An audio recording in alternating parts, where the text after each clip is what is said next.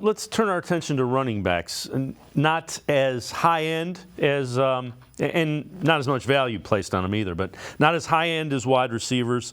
Who are some guys in that, second, third, fourth round that you think might be there that might intrigue the Browns?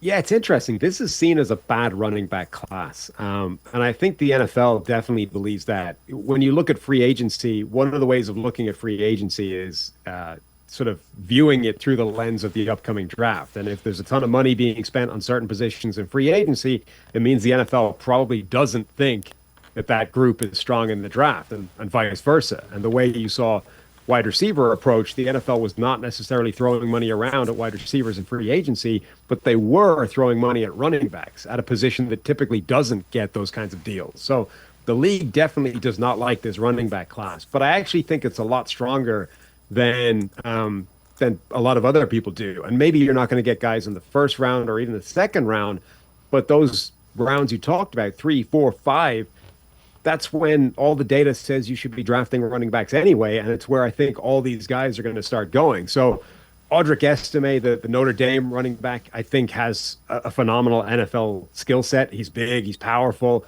he's got a good burst. He improved his 40 time in his pro day, which was a little bit concerning at the combine, but I think he's explosive and actually has big playability, can take the ball to the house when he touches it. So I think Audric Estime is a really interesting guy.